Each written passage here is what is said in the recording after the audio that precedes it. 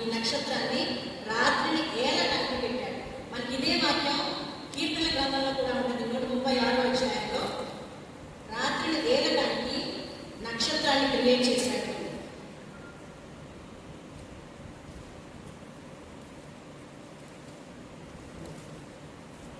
కీర్తన గ్రంథము 136వ అధ్యాయం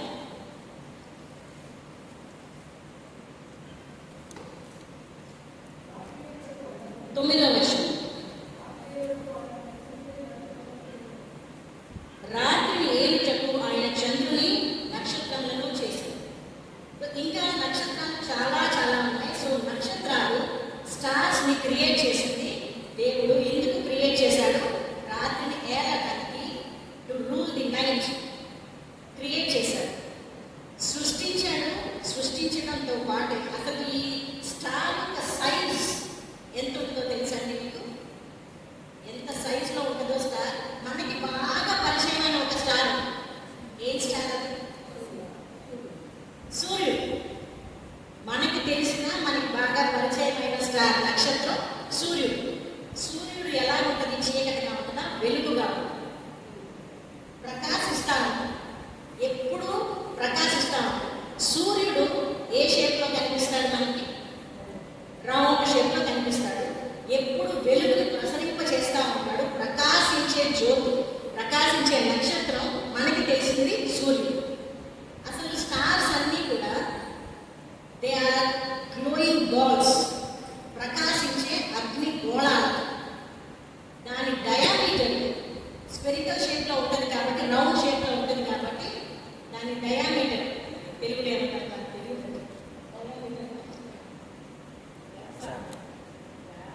వ్యాసార్థం. దాని వ్యాసార్థం డయామీటర్ వచ్చేసి 100 మిలియన్ల కిలోమీటర్స్ ఉంటుంది. 100 మిలియన్ కిలోమీటర్స్ డయామీటర్ ఉంటుందంట ఒక్క స్టార్. మనకి అసలు ఊహకు అందనిది. 1000 కిలోమీటర్లు అంటేనే మనం ఊహించుకోలేము. 1000 మిలియన్ల కిలోమీటర్ల డయామీటర్ ఉంటుందంట ఒక్క స్టార్ సైజ్. అలాంటి స్టార్స్ ఎన్ని ఉంటాయండి గెలాక్సీలో? యూనివర్స్లో ఎన్ని ఉంటాయి? కౌంట్లెస్. మనకి తెలియదు అసలు. అయితే వీటిని కౌంట్ చేసే వాళ్ళు కూడా ఒకళ్ళు ఉన్నారు. ఎవరు కౌంట్ చేస్తారండి? ఎవరు కౌంట్ చేస్తున్నారు స్టార్స్ని? స్టార్స్ని కౌంట్ చేయటం, మళ్ళీ వాటి పేర్లు కూడా పెడుతున్నారు.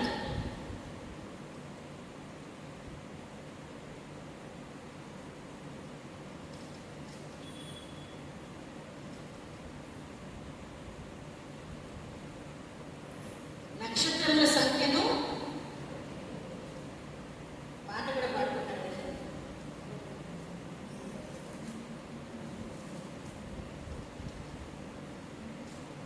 సంకీర్తనలు 147వ అధ్యాయము 4వ వచనం. కీర్తనలు 147, 4వ వచనం. నక్షత్రముల సంఖ్యను ఆయన నియమించి ఉన్నాడు, వాటికన్నిటికీ పేర్లు పెట్టుచున్నాడు. ప్రతి నక్షత్రానికి ఒక పేరు పెడతా ఉన్నాడు దేవుడు. నక్షత్రాల పేర్లు మనకి సొంతప్ప వేరే నక్షత్రం తెలియదు. అయితే నక్షత్రాల పేర్లు యోగు గారికి తెలిసింది. చూడండి, యోగు గ్రంథంలో 9వ అధ్యాయంలో 9వ వచనం. యోగు గ్రంథము 9వ అధ్యాయం 9వ వచనం. ఆయన స్వాతి, మృగశీర్షము, కృత్తిక అనువాటికి దక్షిణ నక్షత్ర రాసులుగా చేసినాడు. నక్షత్రాలు, నక్షత్ర రాసులు, కాన్స్టలేషన్స్ అంటాం మనం. ఈ నక్షత్ర రాసులకి పేర్లు కూడా పెట్టాడు. వాటిని కౌంట్ చేస్తా ఉన్నాడు దేవుడు. కౌంట్ చేయడమే కాదు, వాటికి పేర్లు కూడా పెడతా ఉన్నాడు. ఇంకొక స్టార్ ఉంది, ఆమోస్ గ్రంథం చూడండి ఒకసారి.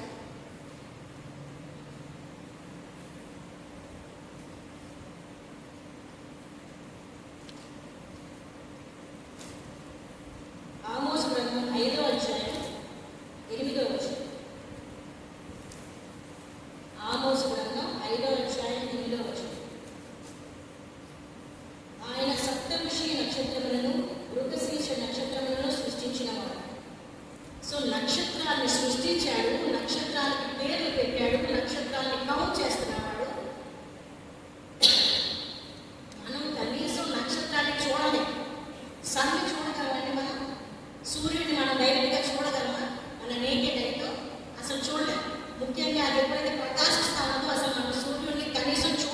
చూడలేము.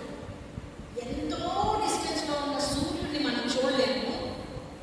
స్టార్స్ ఇంకా చాలా దూరంలో ఉన్నాయి కాబట్టి స్టార్స్ అయితే చూడగలుగుతాం. అయితే ఇలాంటి స్టార్స్ని ఒకటి కాదు, కౌంట్లెస్ నెంబర్ ఆఫ్ స్టార్స్ని సృష్టించాడు. వాటిని లెక్క పెడుతున్నాడు, వాటిని పేర్లు పెడతా ఉన్నాడు. అలాంటి గొప్ప దేవుడు వీటన్నిటిని ఎలా సృష్టించాడంటే తన నోటి మాట చేత సృష్టించాడు. అందుకే మనం ఇవాళ చదువుకున్న రెస్పాన్సివ్ రీడింగ్ కీర్తన గ్రంథం 8వ అధ్యాయం.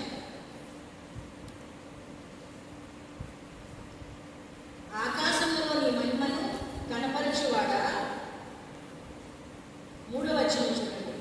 నీ చేతి పని అయిన నీ ఆకాశములను నీవు కలుగు చేసిన చంద్ర నక్షత్రములను నేను చూడగా నీవు మనుష్యుని జ్ఞాపకం చేసుకున్నటకు వాడే వాడివాడు.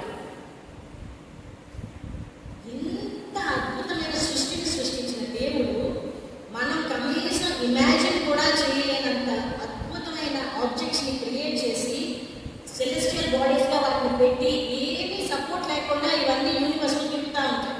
వాటి ఆర్బిట్స్లో తిరిగిపోతూ ఉంటాయి, వాటి స్పేస్లో అవి ఉంటాయి. ఇంత గొప్ప దేవుడు నిజంగానే మనుషుని జ్ఞాపకం చేసుకుంటాడు. వాడు ఏ పాడు, వీఆర్ ఆఫ్టర్ ఆల్ నథింగ్, మనం ఏ పాడు వాడు. అయితే నీవు నరపుత్రుని దర్శించుటకు వాడే పాడు వాడు. ఎంత నిజం కదండి. మనల్ని దేవుడు జ్ఞాపకం చేసుకోవాల్సిన అవసరం ఏముంది అసలు. ఆయన సృష్టిలో మనం ఏ పాడు వాడు. అయితే దేవుడు ఏం చేస్తున్నాడు మనల్ని, దేవుని కంటే కొంచెం తక్కువ వారిగా మనల్ని చేసుకున్నాడంట. మహిమ ప్రభావములతో మనకి కిరీటాన్ని ధరింపజేస్తున్నాడు. తన చేతి పనుల మీద మనకి అధికారం ఇచ్చున్నాడు. ఎంత ఆధిక్యత ఇచ్చాడు. ఇంత ఇచ్చాక కూడా మనం దేవునికి ఇంకా దూరంగానే ఉంటాం. కాబట్టి ఇంత సృష్టిని నోటి మాట చేత సృష్టించిన దేవుడు, ఇంత అద్భుతమైన నక్షత్రాన్ని చేసిన దేవుడు, తన చేతిలో నక్షత్రాన్ని పట్టుకుని ఉంటాడని చెప్పి మనకి ప్రకటన గ్రంథంలో ఉంటాడు. 7 నక్షత్రాన్ని చేతిలో పట్టుకున్న దేవుడు మన కోసం ఎంతగా తగ్గించుకున్నాడంటే, ఎంతగా తగ్గించుకున్నాడు.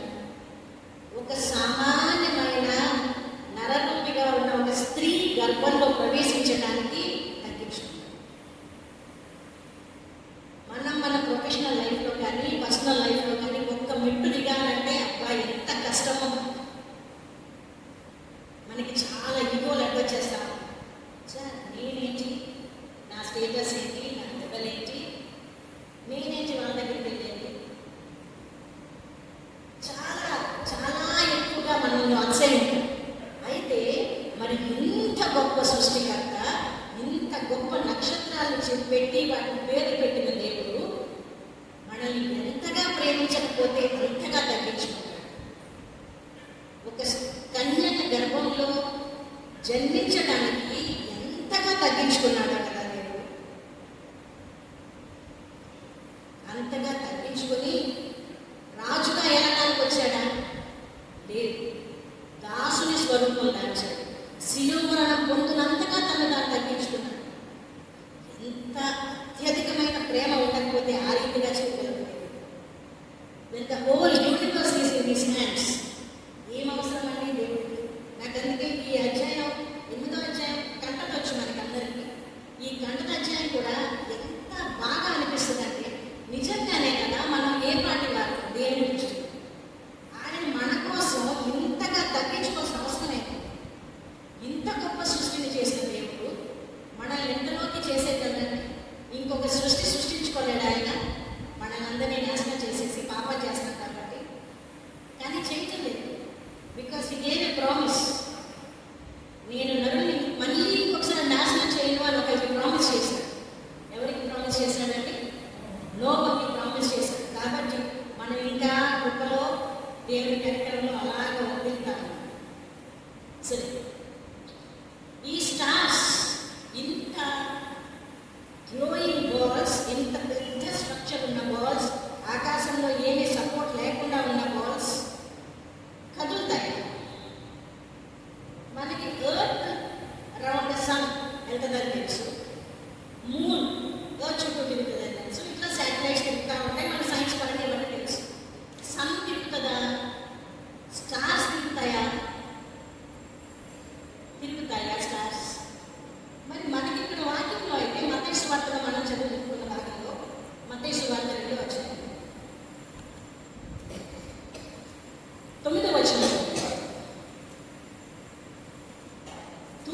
దేశమున వారు చూచిన నక్షత్రము ఆ శిశువు ఉన్న చోటికి మీదుగా వచ్చి వరకు వారికి ముందుగా నడిచి.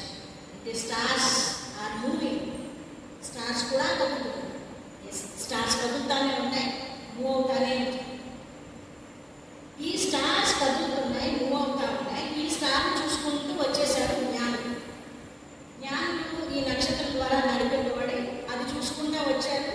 అక్కడ వచ్చాక కొద్దిగా మార్గం తప్పి రాజుగారి దగ్గరికి వెళ్ళారు. మేము అక్కడ చూసాం ఒక నక్షత్రాన్ని, కాబట్టి ఆ రాజు పుట్టాడు. ఎక్కడ పుట్టాడు అని అడిగారు. నక్షత్రాన్ని చూస్తే రాజు పుట్టాడని ఎలా తెలిసింది వాళ్ళకి? అసలు నక్షత్రం చూస్తే, నక్షత్రం మూమెంట్ చూస్తే వాళ్ళకి రాజు పుట్టాడు అని ఎలాగ తెలుసు? నక్షత్రాలు ఏమైనా తెలియజేస్తున్నాయా? నక్షత్రాల మూమెంట్స్ ఏమైనా తెలియజేస్తున్నాయా? ఎస్. దీని ఆన్సర్ కూడా ఆదికాండం మొదటి అధ్యాయం.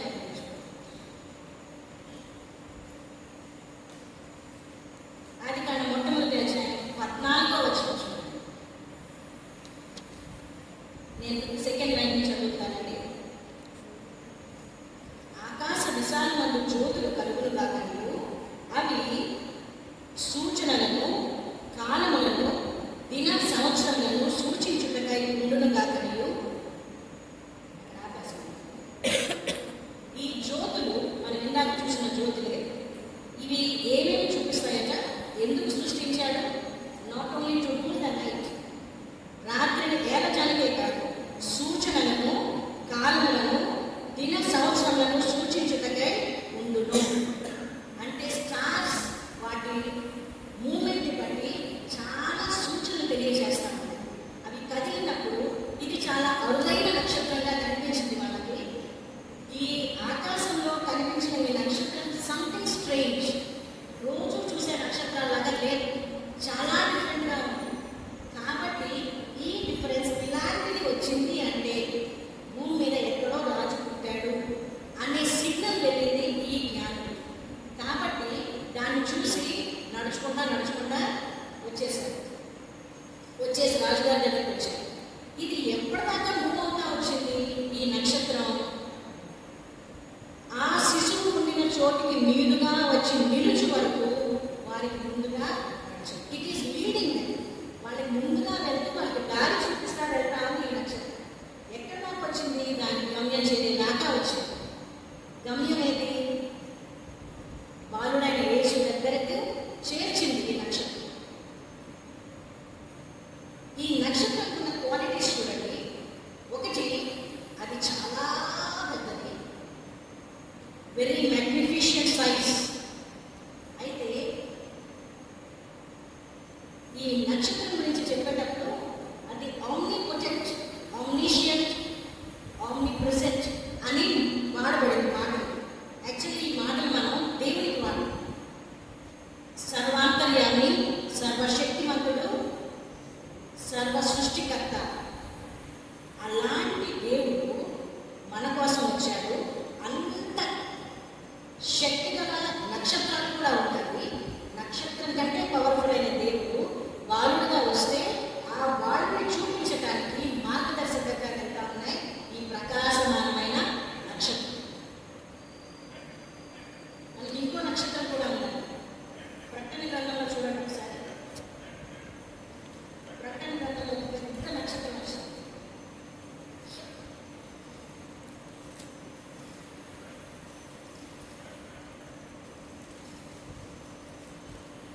ఎనిమిదవ అధ్యాయము 11వ వచనం.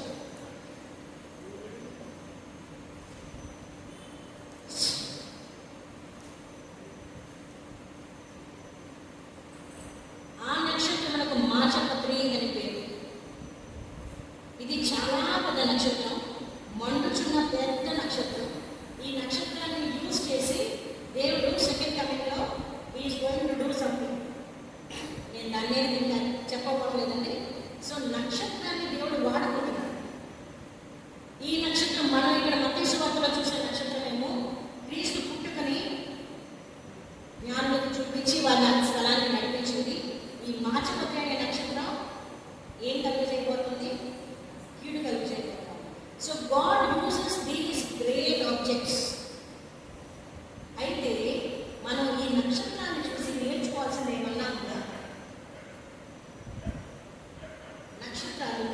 చూసినట్లుగా అది మండుచున్న అగ్ని గోళ, బర్నింగ్ అండ్ గ్లోయింగ్ బాల్స్.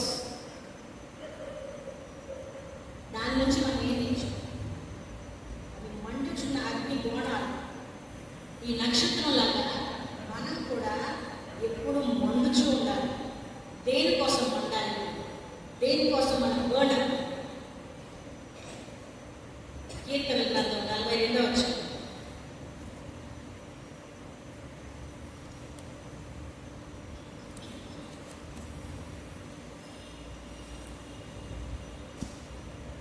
చాలా మనకు తెలిసిన వాక్యమేనండి.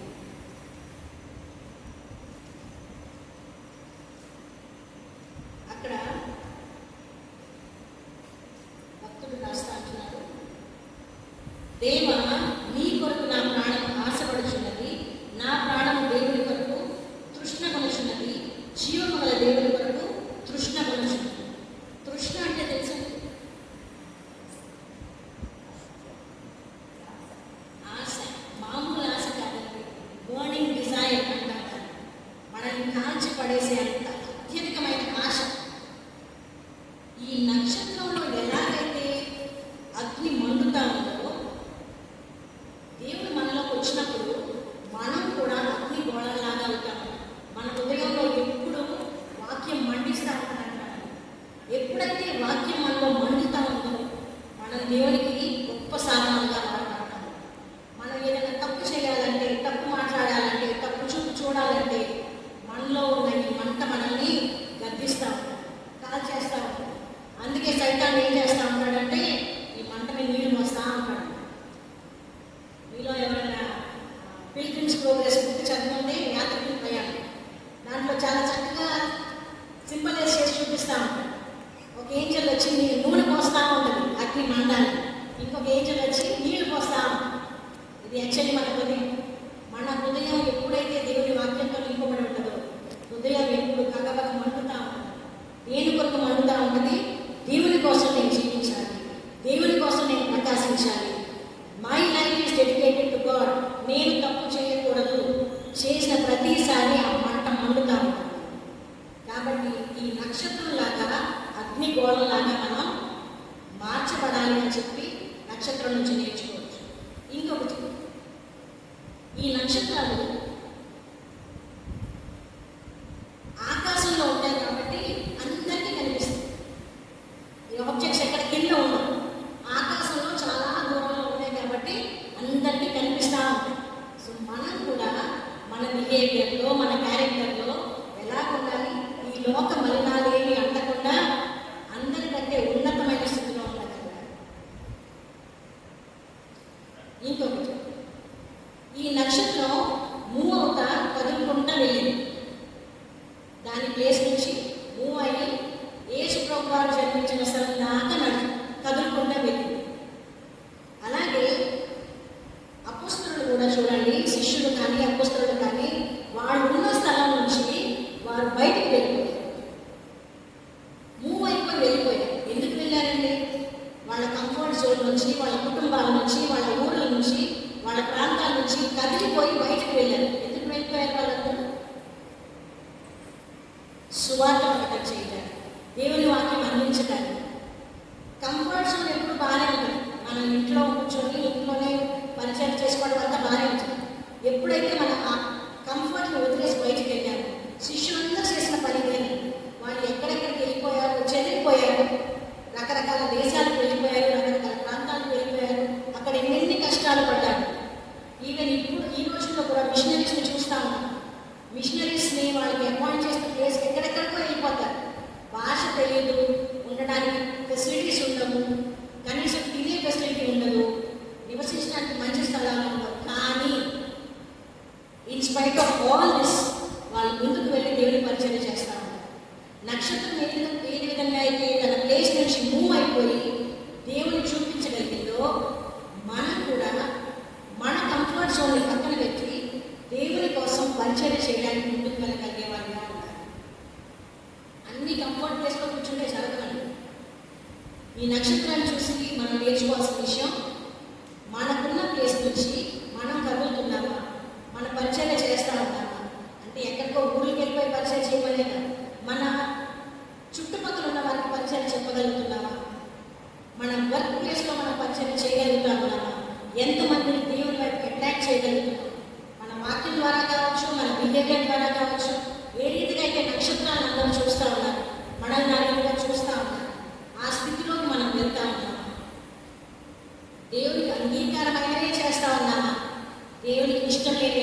ప్రార్థనలో చేసుకుంటున్నాము. ఎప్పుడైతే దేవుని కొరకు మనం పండుతూ ఉంటామో, దేవుని కొరకు మనము జీవిస్తూ ఉన్నాము, దేవుని కొరకు ఆత్మలను రక్షిస్తూ ఉన్నాము, దేవుడు ఒక మంచి వాగ్దానం ఇస్తున్నానంటే మన కోసం. చూడండి ఒకసారి దానియేలులో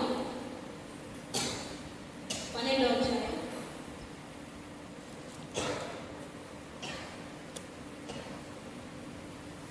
3వ వచనం. దానియేలు 12:3. బుద్ధిమంతులైతే ఆకాశ మండలంలో జ్యోతులను కూడిన వారై ప్రకాశించదు, నీతి మార్గమును అనుసరించి నడుచుకున్నట్టు ఎవరు అనేకులను త్రిప్పుదురో వారు ఎలా ఉంటారంట? నక్షత్రముల వలె నిరంతరం